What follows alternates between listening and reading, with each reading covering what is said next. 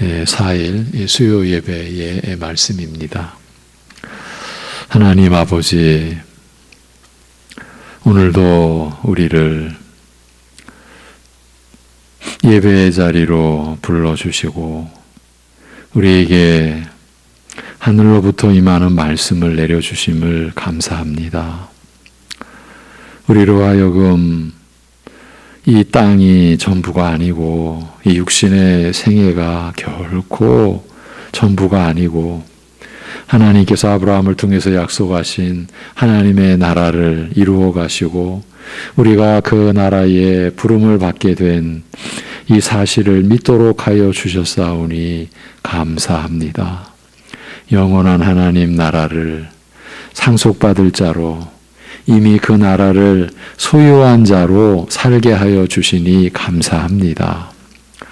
그 영원한 하나님 나라의 영생을 지닌 자로 새 생명으로 살아갈 수 있도록 하나님의 말씀을 주셔서 결코 이 땅의 것으로나 육신의 것으로 감당할 수 없는 새 생명의 삶을 깨닫게 하시고 이해케 하시고 점차 제대로 누려갈 수 있는 길을 열어주시고 여전히 연약하고 여전히 무지하고 여전히 강팍한 우리를 오래 참으시며 한 걸음 한 걸음 깨닫도록 하셔서 인도하여 주시니 감사합니다. 오늘도 하나님께 예배를 드리며 우리 자신을 돌아보니 여전히 또 죄뿐이라는 것을 고백하지 않을 수가 없습니다. 주인 노릇을 우리가 했습니다. 땅의 것으로 하나님 나라를 흉내내려고 했습니다. 내 눈에 있는 들보는 못 보고 남의 눈에 있는 티는 어찌 그리 잘 보는지 여전히 참 죄악되고 연약한 우리를 오늘도 주님 앞에 내려놓고 주님의 긍휼히 여겨주심과 또 새롭게 하여 주시는 은혜를 구하고 오늘도 우리에게 허락해 주실 말씀을 통해서 우리가 하나님께로 더 나아가고 하나님 나라를 더 배우고 그 하나님 나라의 삶의 방식을 또 깨닫는 그러한 소망을 가지고 나아가오니 성령께서 우리의 심령을 이끄시고 열어주시고 말씀의 은혜를 담을 수 있게 하여 주시옵소서. 감사하오며 주 예수 그리스도의 이름으로 기도하옵나이다. 아멘. 누가복음 9장 18절에서 22절, 누가복음 9장 18절에서 22절, 주는 그리스도시라 이 제목으로 말씀을 전하겠습니다. 누가복음 9장 18절에서 22절입니다. 예수께서 따로 기도하실 때에 제자들이 주와 함께 있더니 물어 이르시되 무리가 나를 누구라고 하느냐 대답하여 이르되 세례 요한이라 하고 더러는 엘리야라 더러는 옛 선지자 중에 한 사람이 살아났다 하나이다. 예수께서 이르시되 너희는 나를 누구라 하느냐 베드로가 대답하여 이르되 하나님의 그리스도 신이이다 하니 경고하사 이 말을 아무에게도 이르지 말라 명하시고 이르시되 인자가 많은 고난을 받고 장로들과 대제사장들과 서기관들에게 버림받아 죽임을 당하고 제3일에 살아나야 하리라 하시고 아멘. 네. 떡 5개와 물고기 2마리로 5,000명을 먹이신 그 빈들의 천국 잔치, 그 이후에 이제 이어지는 내용이죠. 그들이 나와 함께 있은 지 이미 사흘임에 먹을 것이 없도다. 길에서 기진할까 하여 굶겨 보내지 못하겠노라. 이제 이 말씀은 마태복음에 기록된 내용입니다. 그렇게 하신 말씀을 생각하면 예수님께서 오병이어로 수천 명을 먹이신 일은 분명 저들의 육신의 굶주림을 채워 배불리고자 행하신 이적이었습니다.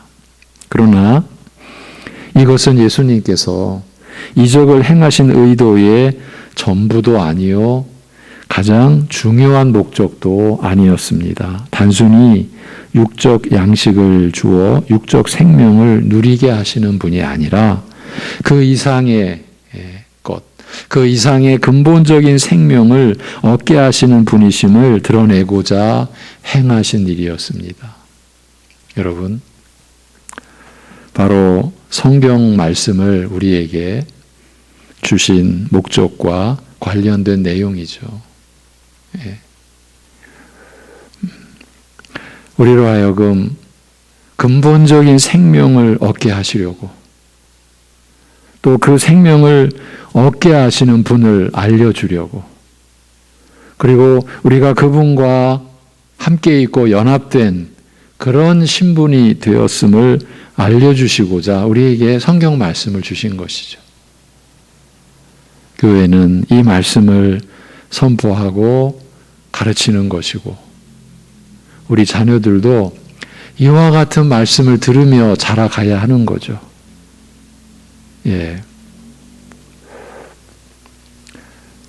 너무 좀 이해가 동떨어진 것 같이 좀 느껴지기도 하는데, 이제 엘리트 운동, 선수를 키우는 이야기를 들어보면, 우리나라는 어릴 때부터 이기는 법에 이렇게 초점이 맞춰지는 경우가 적지 않다고 하더라고요. 그래서 깨어있는 지도자들은 승패가 중요하지 않다.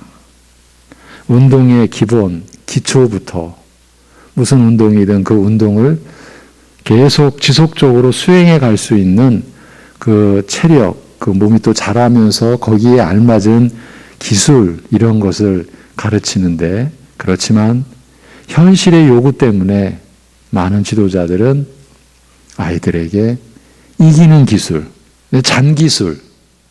그래서 청소년 시절에는 그렇게 잘하다가 이제 20대 청년 때가 되어 제대로 선수 생활을 하려고 할 때 성장을 못한다. 그래서 10대 때는 우리나라 선수들이 외국 선수들보다, 그러니까 어릴 때의 그 경기에서는 곧잘 하는데 이제 10대가 넘어 20대, 30대가 되면 격차가 나는 이유가, 우리 자녀들을, 그 어린 선수들을 이기는 기술을 가르치는데 주안점을 두었기 때문에 마땅히 그런 결과를 얻을 수밖에 없다. 오래전부터 그런 얘기를 들었어요. 제가 왜 이런 얘기를 하는지 아시죠? 교회 학교가, 우리 어린 자녀들이 이 말씀에 참 그 근본된 것, 물론 그것을 가르칠 때에는 우리 자녀들의 그 눈높이에 맞춰서 이제 우리 교육자들은 표현을 그 눈높이에 맞춰서 이제 수행해야 되는 그런 이제 훈련도 필요하겠죠. 제가 말씀드리고자 하는 것은 우리에게 성경을 주신 목적. 사실은 우리는 자녀들에 대한 얘기를 이제 어린이 주일이니까 이렇게 덧붙였지만은 사실은 우리가 문제이지 않을까 싶은 거예요.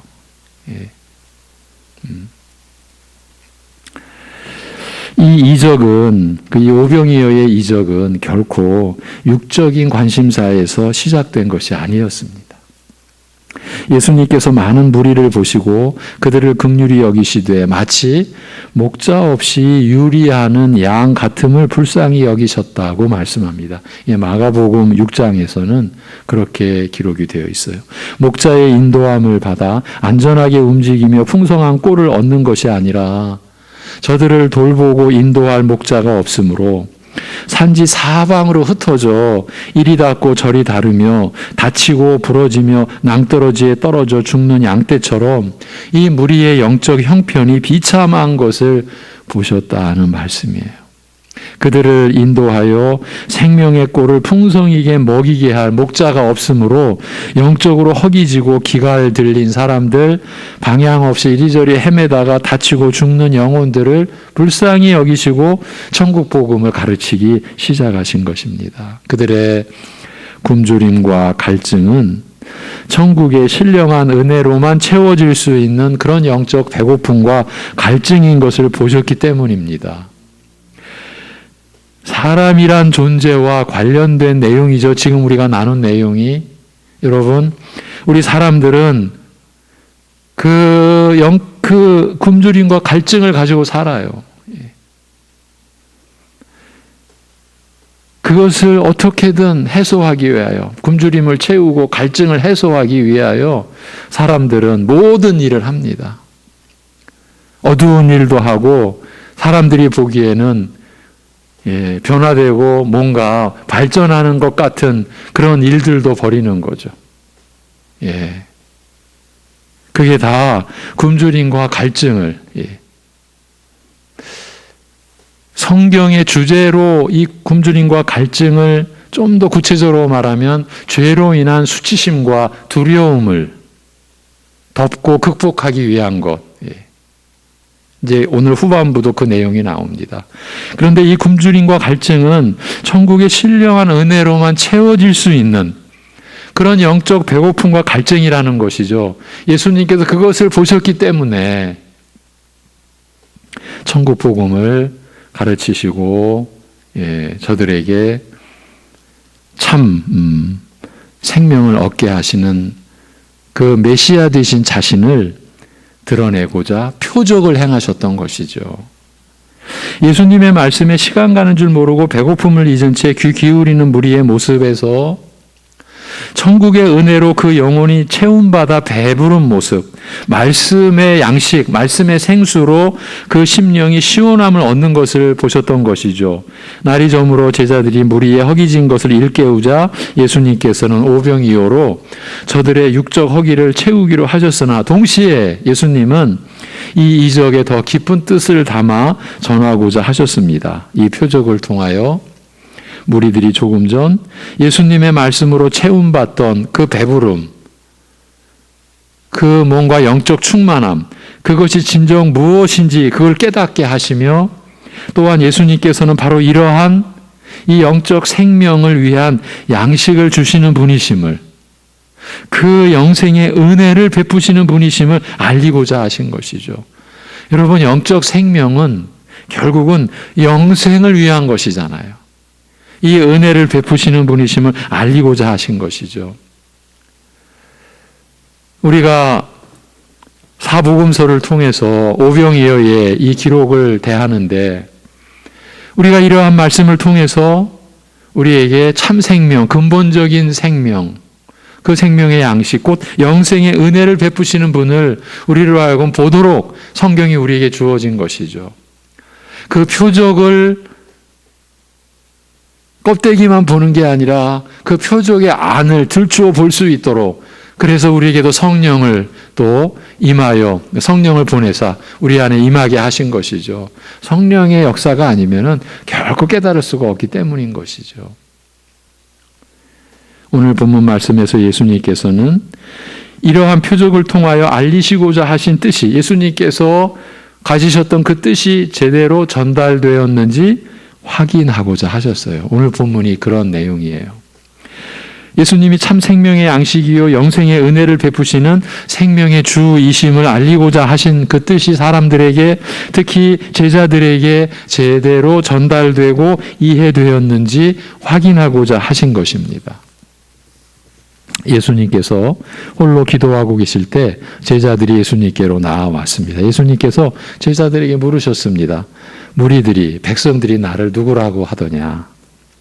여기 무리들이라고 하는 말이 일반 백성을 통칭하는 표현인지 아니면 방금 오병이어의 이적을 경험한 무리들을 가리키는지 분명하지 않으나, 물론 후자일 경우 더욱 그 뜻이 분명하겠으나 어느 경우든지 지금 예수님께서는 오병이어의 이적을 행하여 예수님께서 참 생명의 공급자이심을 보이고자 하신 이 뜻을 무리들이, 즉 이 오병이어의 이적을 체험한 무리나 그 소문을 들은 자들이 얼마나 깨닫고 있었는지 확인하고자 하신 질문이라고 할 수 있습니다.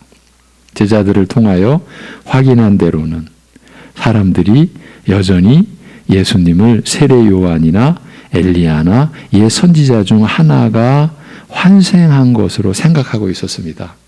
참 우리가 볼 때 너무 뜻밖이죠.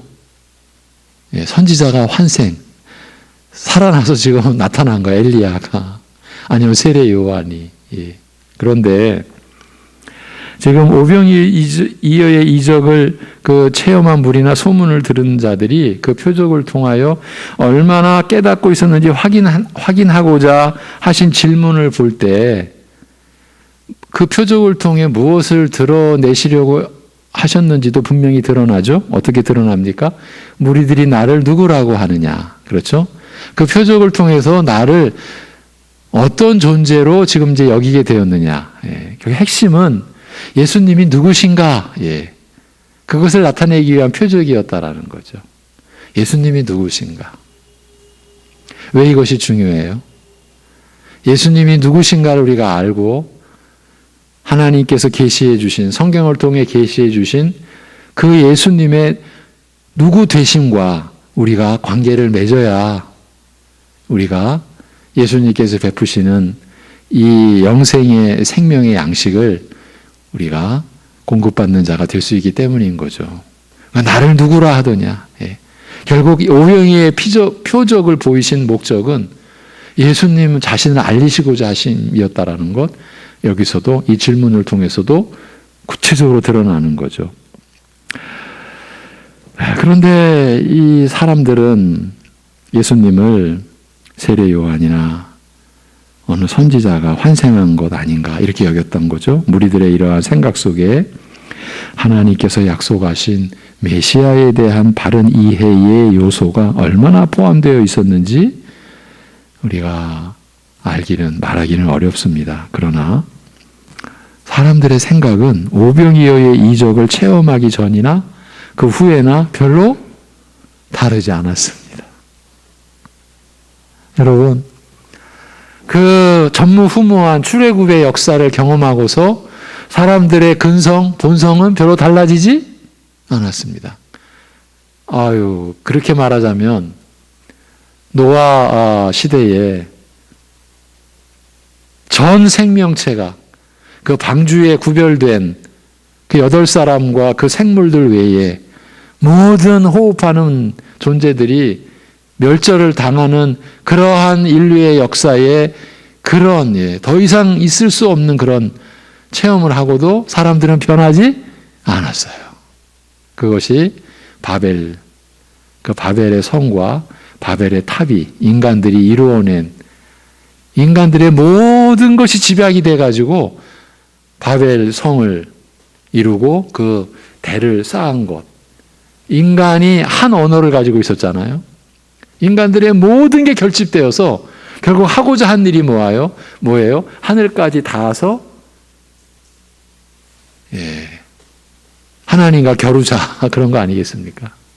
인간들이 하는 일이 결국 그거예요. 변하지 않는 거죠. 오병이어의 표적을 경험한 사람들이나 경험하지 못한 사람들이나 큰 차이가 없었습니다. 물론 이들 중에는 예수님의 참 의도를 깨닫고 영적 생명의 은혜를 경험한 자들이 없지 않았겠으나 오병이어의 표적을 경험한 사람들이 표적의 참 뜻을 깨닫지 못하고 그저 육신의 배부름만을 생각하고 예수님을 억지로 왕으로 삼으려 했던 일이 가리키듯이 예수님께서 영생을 위한 양식을 베푸시는 분이심을, 참 생명의 주이심을 깨달은 자는 많지 않았음을, 많지 않았다, 극히 적었다 이렇게 봐야죠. 많지 않았음을 알 수 있습니다. 육신의 배부름만을 생각하고, 여러분 이러한 내용을 우리가 강 건너 불구경하듯이 할 수가 없죠. 오늘날 교회에서도요. 하나님의 나라를 구하는 교회냐, 이 땅의 영화를 구하는 교회냐, 이렇게 나뉘어지고 있다라고 여러분 볼 수 있어요. 결국 그 교회가 추구하는 말씀이 무엇냐에 따라서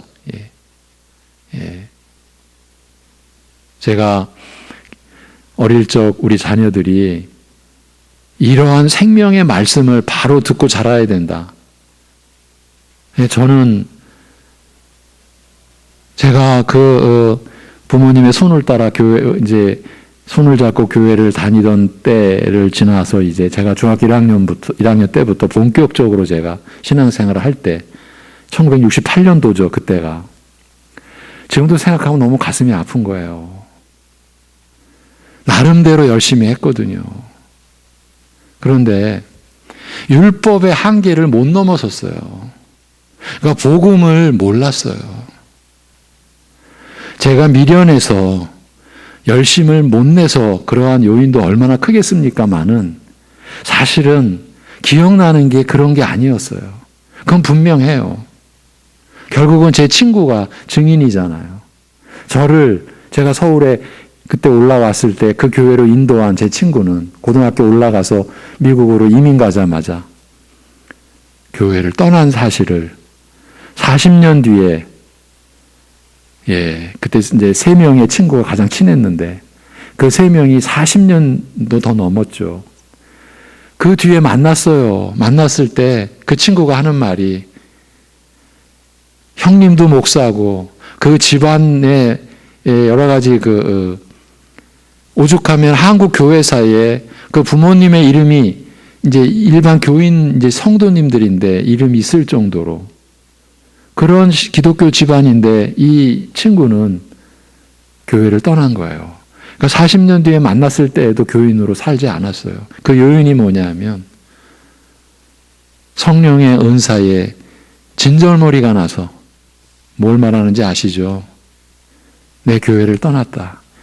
그 말을 들을 때 저는 그때 이제 교역자로 그 친구를 만나서 마음이 참 참담한 거죠. 저도 그 기억밖에 안 나니까. 여러분, 그게 무슨 성령의 은사라고 해가지고 하나님 나라를 구한 게 아니에요. 그건 거짓이거든요. 그건 결국은 땅의 것, 땅의 무슨 능력, 하나님 나라를 구하는 게 아니었어요. 땅의 것으로,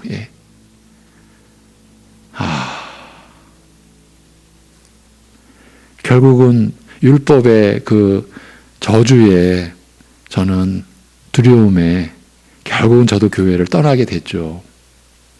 그 친구보다는 늦었지만 율법의 두려움을 떨칠 수가 없었어요.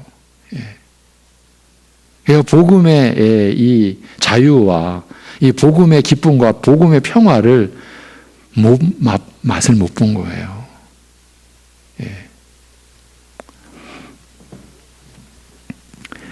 지금 이 땅의 교회가 육신의 배부름만을 생각하고,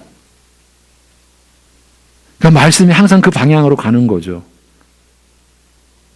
요즘에 새벽 예배 때 하나님의 영광이 주제인데, 사실은 땅의 것을 가지고 하나님의 영광 운운하니까 우리의 신앙이 앞뒤가 안 맞게 되는 거죠. 어제 제 10기 우리 합신 세계 선교회 훈련원이 개강을 했어요. 개원을 했어요. 3개월에 이제 그 기간을 가는데, 이번에는요, 경력자들, 저 케냐, 에티오피아, 아르헨티나 이런 데서 10년 이상씩 사역하던 분들이 다시 우리 이 합신 선교 훈련원에 들어와서, 왜 그러겠어요? 자신들이 지금까지 사역한 것, 그리고 자신들의 삶을 돌아보기 위해서죠. 그들과 첫 시간을 대하면서 지금 여러분과 나누는 그런 얘기를 하는 거예요. 나눈 것이죠. 우리가 과연 말씀으로 하나님 나라를 섬기고 있는가? 우리 동역자, 이제 저보다는 물론 후배들이죠. 60대이신 분이 한 분 있고, 50대, 40대 후반부, 이런 분들인데, 다 부부가 같이 이제, 과연 우리가 말씀으로 하나님 나라를 섬기고 있냐? 육적인 배부름을 좀 섬기고 있냐? 그 중에 이제 한 분은 탄자니아를 가실 분이 있는데, 탄자니아의 그 선배, 유명한 그 선교사님이 우리나라에 와서 고백했던 이야기를 제가 들려드렸죠. 그분의 사역은 1기, 2기로 나뉘는데, 1기는 한국의 정규 방송에도 나올 정도로 컨테이너로 구제 물품을 가지고 선교를 떠난 거예요. 한 번이 아니고요. 그러니까 그 오래전이죠. 몇십 년 전 얘기입니다. 그러니까 한국 사회에서도 아프리카와의 그런 어떤 관계, 그 탄자니아에서도 그 주변 나라에서도 한국이라는 이 사우스 코리아에서 이렇게 우리 아프리카에 관심을 갖고 엄청난 구제물품을 가지고 선교 사역을 시작을 한 거예요. 재작년 그분이 국내에 들어와서 이제 그분은 70이 넘으신 분이거든요. 자신의 고백을 하는데 그 사역은 철저하게 실패했다. 열매가 없었다. 하나님 앞에 회개하고 이제 그런 외적인 것, 외적인 영광은 다 포기하고 하나님의 말씀을 이제 제2기 사역으로 하신 거예요. 그렇다고 해서 구제 사역 전체가 쓸모없었다라고 말씀드리는 건 결코 아니에요.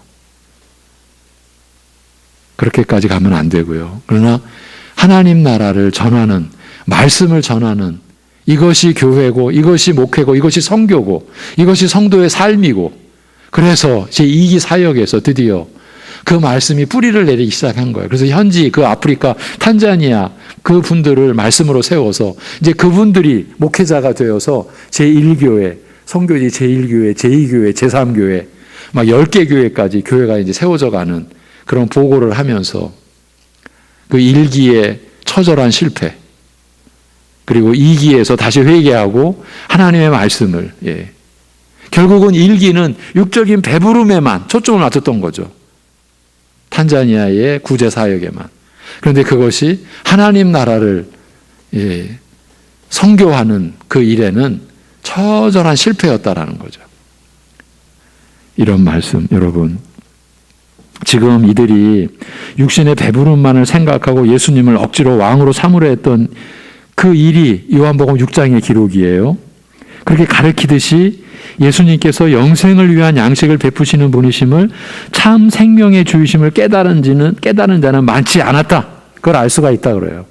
그럼 오늘날 우리 교회 안에서, 우리 송내중앙교회 안에서 예수님이 영생을 위한 양식을 베푸시는 그분이시다. 참 생명의 주이시다. 이것을 자신의 신앙 고백으로 할 수 있는 교인들이 여러분 얼마나 될까 생각해 보십시오. 이것이 우리의 문제인 거예요. 제자들을 통하여 일반 백성의 생각을 들으신 예수님께서는 이제 그를 따르는 제자들에게 물으셨습니다. 그럼 너희는 나를 누구라 하느냐? 제자들을 대표하여 베드로가 일어나 대답합니다. 주는 하나님의 그리스도시니이다. 마태복음 16장 16절에는 그 유명한 주는 그리스도시요 살아계신 하나님의 아들이시니이다 라고 고백한 것으로 기록하고 있습니다. 메시아는 하나님께서 이스라엘에게 약속하신 구원자였습니다. 그러니까 그리스도, 기름 부음 받은 자, 곧 메시아죠. 구약의 히브리어로 메시아, 신약의 헬라어로 그리스도, 뜻이 똑같습니다. 기름 부음 받은 자예요. 이 그리스도, 이 메시아는 하나님께서 이스라엘에게 약속하신 구원자였습니다. 범죄로 말미암아 하나님의 저주와 심판으로 망한 이스라엘에게 그 심판과 저주에서 구원하실 자로, 이스라엘의 유일한 소망으로 약속하신 분이셨습니다. 그리스도, 메시아가 바로 그 구원자셨습니다. 더 거슬러 가면 첫사람 아담의 범죄로 말미암아 시작된 죽음의 저주와 심판에서 온 인류를 구원하실 여인의 후손으로, 여인의 후손, 창세기 15장, 그렇죠? 그리고 따라서 인류의 유일한 소망으로 약속하신 분이셨습니다. 이처럼 그리스도는, 이처럼 메시아는, 그리고 그가 행하실 일은 죄와 죽음의 저주와 심판과 깊이 관련되어 있습니다. 따라서 예수님이 만일 참 생명의 양식이시라면, 그 양식의 공급자이시라면 그 생명은 죄와 이로 인한 죽음의 심판과 저주와 관련된 것일 수밖에 없는 것입니다. 여러분, 교회가 이 근본에서 멀어지면은 큰일 나는 거죠. 교회가 딴 일 하는 거죠. 교인들을, 하나님의 백성들을 지금 이 땅에 어떤 무리들, 그러니까 이상한 집단으로 만들어가는 거죠. 복음은, 말씀은 이 죄와 그로 인한 죽음의 심판과 저주와 관련된 것일 수밖에 없는 거예요. 근본이. 이것은 메시아께서 우리에게 채우실 가장 기묘한 영적 필요가 무엇인지를 알려준다라고 할 수 있어요. 우리에게 가장 절실한 필요가 무엇인지, 가장 근본적인 굶주림, 우리 영혼의 목마름의 실체가 무엇인지, 바로 그것은 죄와 죽음의 저주로 인한 것임을 알려주고 있는 것이에요. 교회의 존재 이유와 관련된 내용이죠. 이 사실을 지금 알려주고 있는 것이죠. 우리에게 가장 절실한 필요가 무엇인지, 가장 근본적인 굶주림, 우리의 영혼의 목마름의 실체가 무엇인지, 그것은 죄와 죽음의 저주로 인한 것이라는 것. 교회는 항상 여기서 출발하고 여기서 말씀을 전하고 여기서 마무리를 해야 되는 거죠. 그런데 육신의 배부름에 우리의 눈이 돌려졌을 때 이제 이 모든 게 이제 혼란스럽게 되는 거죠. 여러분, 우리 솔직히 말하자고요. 그렇게 되면은 성도들이 더 편해요. 육적으로 가면요, 이 세상 얘기로 가면은요, 제가 말씀을 전하는 자니까 고민하지 않을 수가 없죠. 제가 어느 순간부터 예화라는 것을 제가 경계하기 시작을 했어요. 왜 그런 줄 아십니까? 이게 하나님 나라를 담을 수 있는 얘기가 아니에요. 그러니까 하나님의 나라를 땅의 것으로 비유적으로 가르치기 위해서 예화가 필요하다는 생각을 했었어요. 예화집이라는 게 있어요.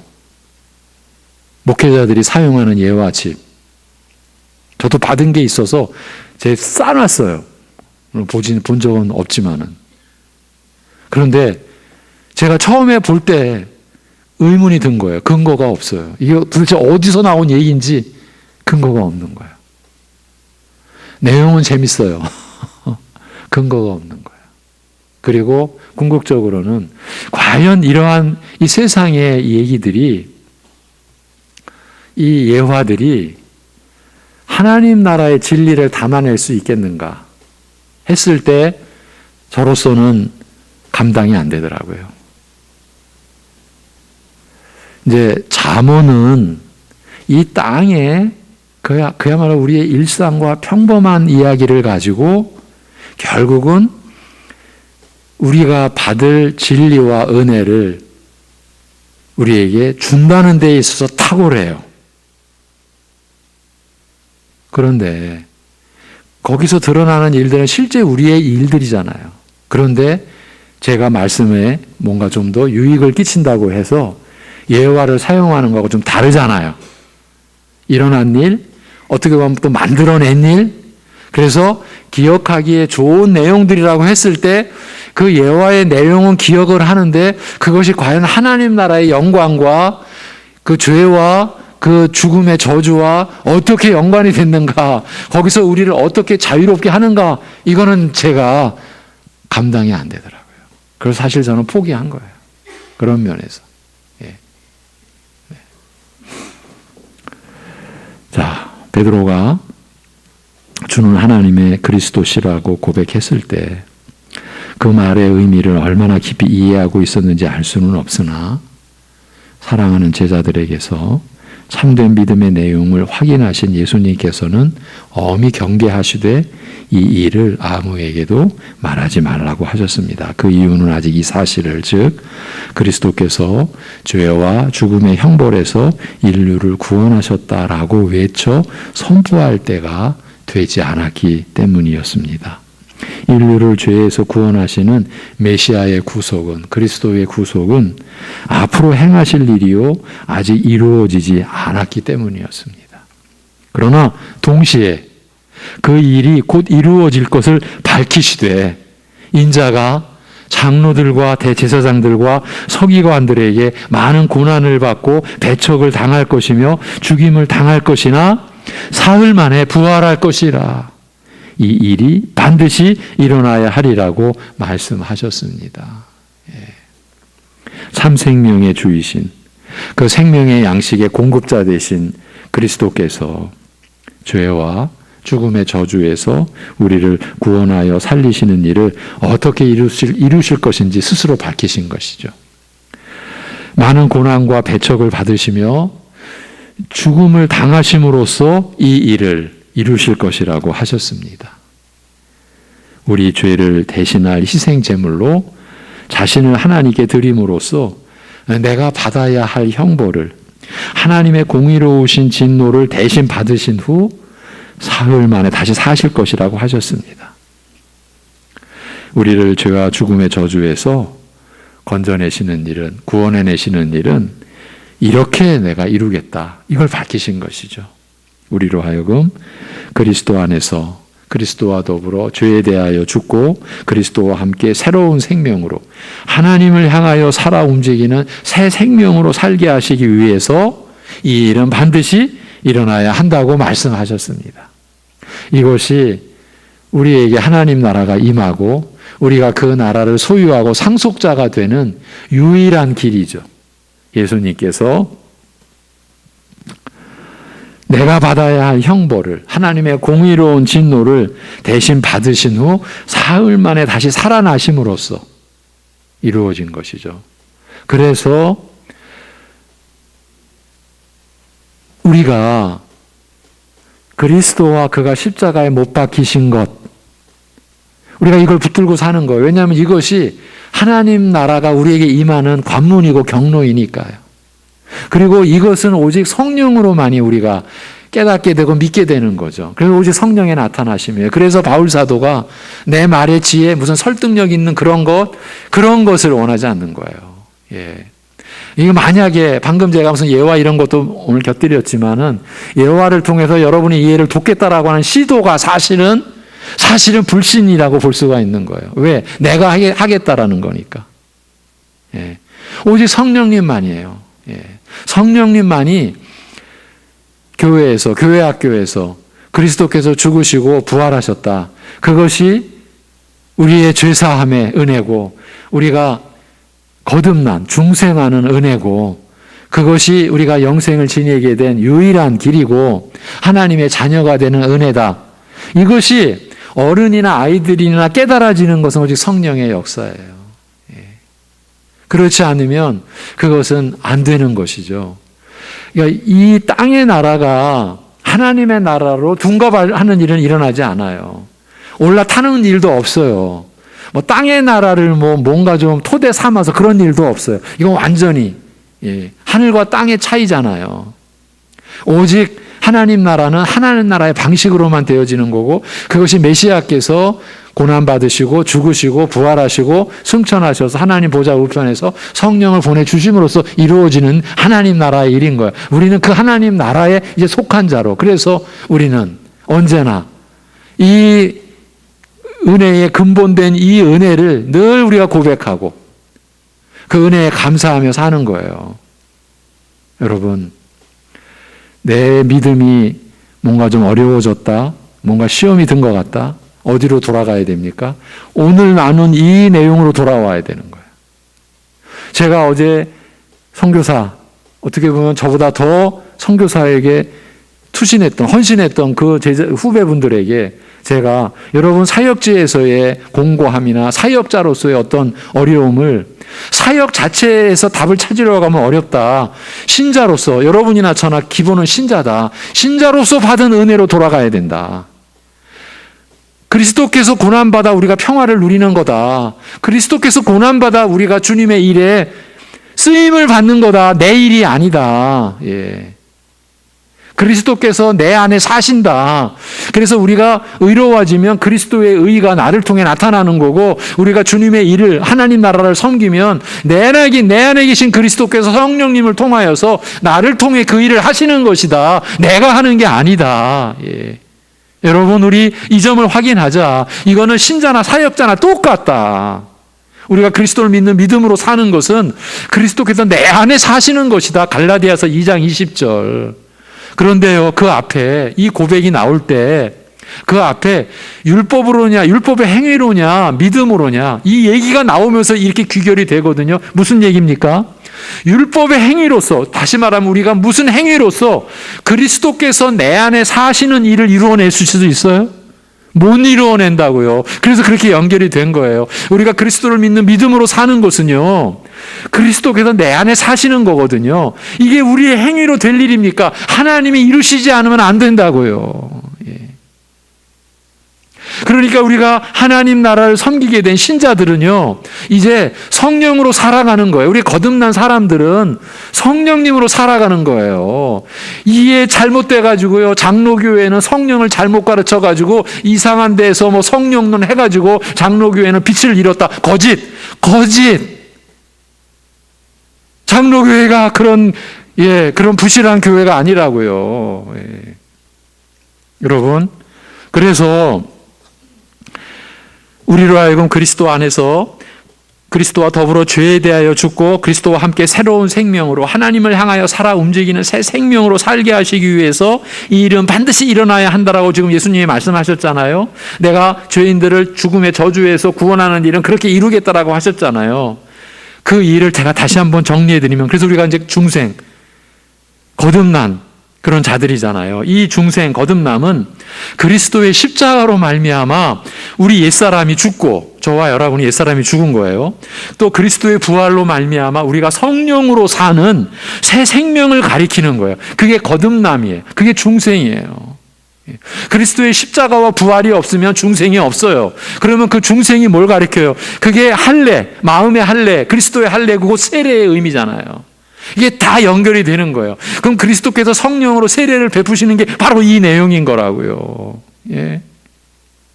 뭐든 다른 거 가지고 와서 뭐 성령 세례 받은 표적이라고 하는 건 다 거짓, 사단의 계획이에요. 다 속은 거라고요. 예. 그리스도의 십자가로 말미암아 우리 옛사람이 죽고 그리스도의 부활로 말미암아 우리가 성령으로 사는 새 생명을 가리키는 거예요. 그게 중생, 그게 거듭남이에요. 이 새 생명의 본질은 죄에 대하여 죽고 하나님을 향하여 사는 생명이에요. 성령으로 사는 생명이에요. 여러분과 제가 성령으로 사는 생명이라고요. 그 성령께서 그리스도의 죽음이 너의 죄를 위한 죽음이다 늘 상기시켜 주시고, 그리스도의 부활이 내가 이제 새 생명으로 그리스도와 연합하여 살아가는 거다, 성령께서 일깨워 주시는 거라고요. 이게 성령의 사역이라고요.